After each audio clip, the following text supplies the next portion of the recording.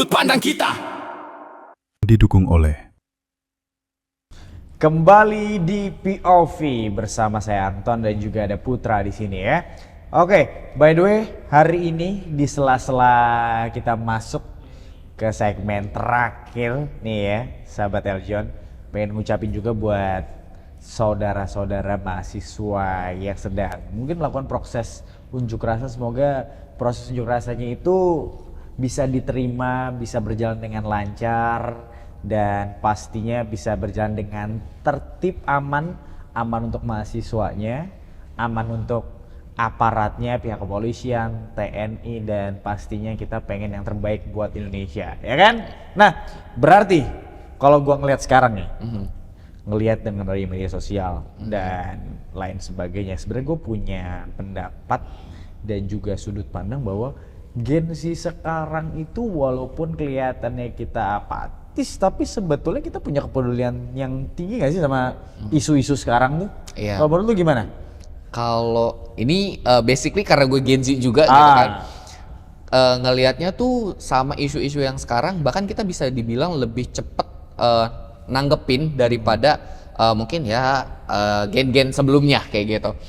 Karena emang salah satu yang jadi motor penggerak buat nyuarain lah ya kayak aspirasi-aspirasi dari masyarakat tuh makin kesini justru Gen Z lebih jadi garda terdepannya. Benar. Gitu.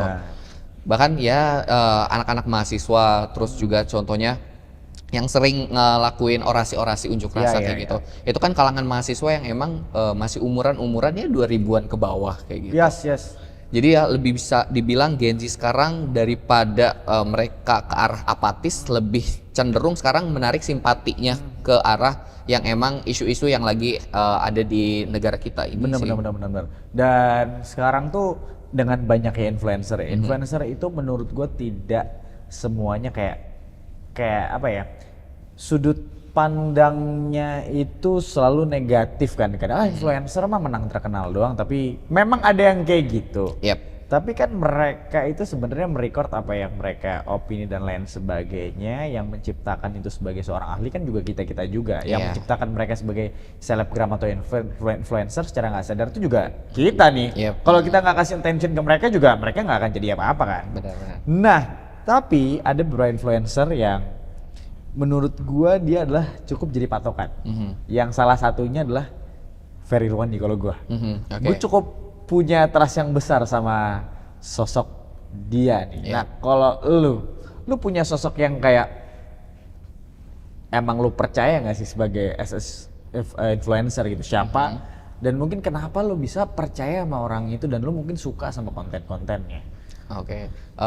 Bisa dibilang ya kayak Gen Z sekarang buat main sosial media aja udah makin ke arah yang nge-branding justru.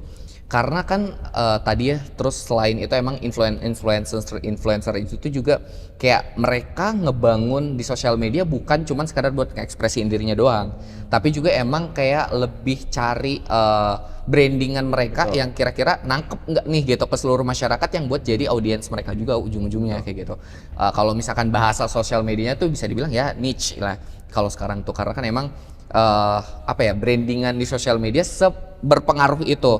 Terus kalau gue pribadi, gue nangkepnya kalau dari seluruh influencer yang ada di negara ini ya, di Indonesia lah gitu, nggak ada yang maksudnya kayak spesifikasi yang benar-benar gue naruh tolak ukur buat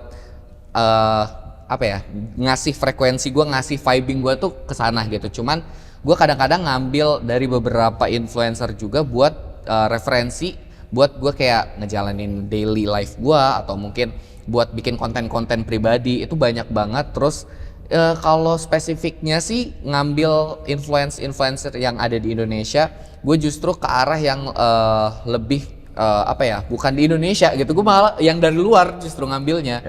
Karena emang referensi gue nggak cuman yang fokus di negara doang kayak gitu. Oh, berarti banyak dari luar yang lo lihat gitu kan ya? Oke. Beda-beda juga. Tapi memang setiap orang tuh setiap kita punya sosok itu adalah pasti kita mencari sosok yang kayak relate sama kita. Gitu, ya kan? Nah, Put, sekarang ya, di era yang sekarang ini kita kan juga pasti punya, balik lagi, Gen Z sekarang itu sebenarnya punya sensitivitas yang cukup tinggi juga ya, sensitivitasnya tinggi, tapi memang juga ada tetap lah di mana ada yang baik pasti ada yang negatif juga. Yep.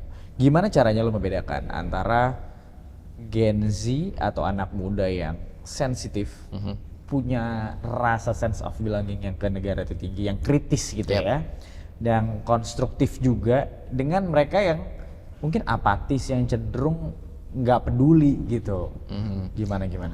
Kalau dari gue pribadi sih, cara mungkin dari gue ngelihatnya juga, gue bakal ngebedainnya lah gitu dari dua kemungkinan. Karena kan emang bisa dibilang antara Gen Z yang emang mereka ingin memberikan seluruh atensinya lah gitu, sudut pandangnya itu buat ngebangun negara ini, sama yang emang ya udah buat kepentingan pribadinya aja kayak gitu.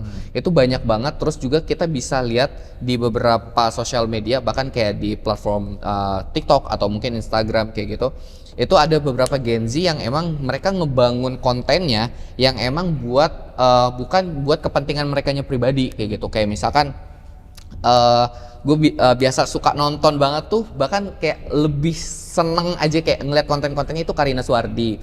Kayak dia bener-bener ngelukis, cuman yang lukisannya tuh yang bukan buat buat dia jual atau mungkin kayak gitu. Itu bener-bener lukisan yang bener-bener berkesan, terus cara seni abstraknya juga yang buat ngerepresentasiin Indonesia tuh kayak gitu.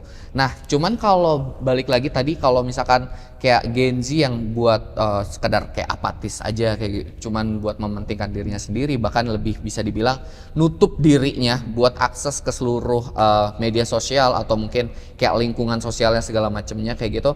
Itu bisa dibilang hampir 50-50-nya, kayak persentasenya hampir sama banget sama Gen Z yang berusaha buat kayak speakly, mereka buat menyuarakan pendapatnya, aspirasinya segala macamnya kayak gitu di negara kita ini.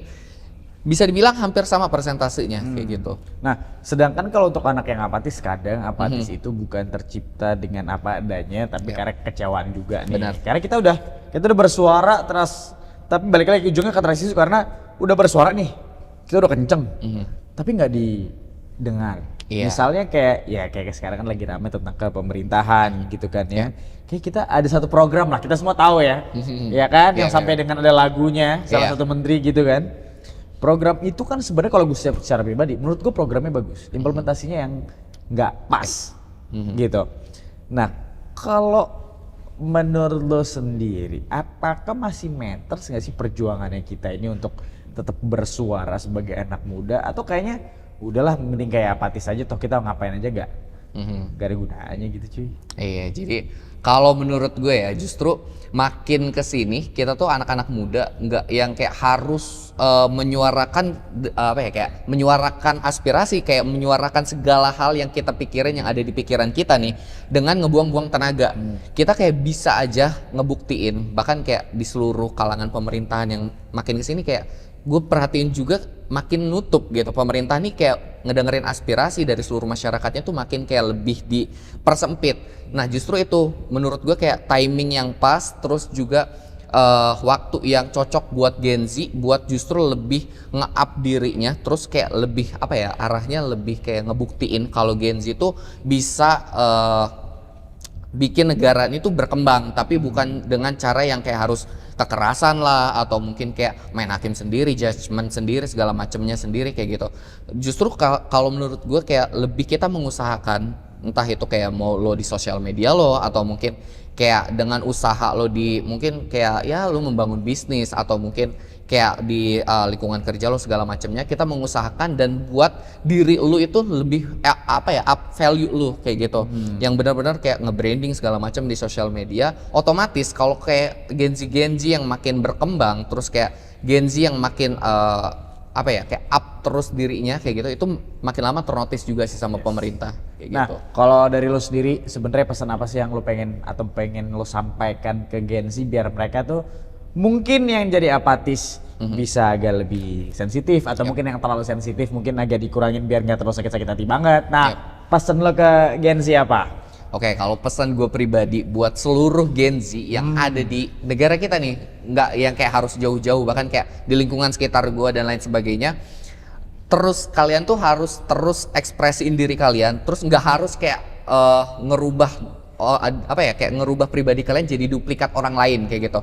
Terus kayak kalian concern aja gitu, ngejalanin segala hal yang menurut kalian positif ya, nggak yang in a badly fast kayak gitu. Gitu tetap kalian bisa jalanin. Terus kayak mau kalian nge-branding, mau kalian bikin image kalian kayak gimana di sosial media, itu tuh bener-bener hak kalian kayak gitu. Nggak yang kalian harus ngerasa malu, terus ujung-ujungnya nutup diri, nggak berani ngekspresiin segala macam hal dan lain sebagainya. Itu nggak harus. Bahkan di zaman yang makin berkembang ini, justru kalian yang harus mulai memimpin dan kayak mulai ngambil langkah yang panjang, justru kayak buat ngenentuin masa depan kalian. Kayak Mungkin hasilnya nggak sekarang ya. Yap. Oke, kalau gitu thank you Putra buat insight-nya hari ini, tadi cerita-cerita banyak ya. Jadi buat sahabat Eljon, semoga ini bisa jadi sebenarnya kita bukan mengatur tapi lebih buat tambahan point of view lain. Ya, barangkali bisa jadi bahan pertimbangan yang bagus untuk di diri lo masing-masing. Kalau gitu sahabat Eljon, demikian POV kali ini. Jangan lupa untuk selalu terus saksikan point of view di Eljon TV untuk diskusi menarik lainnya. Update berita terkini seputar pariwisata, bisnis dan juga investasi di portal berita eljonnews.com. Ikutin juga ya sosial media kami di @eljonnews dan juga @eljontv.official. Saya Anton Pradana pamit. Eljon TV, pionir televisi pariwisata dan dialog inspiratif Indonesia. Sampai jumpa. POV, point of view. Ruang diskusi.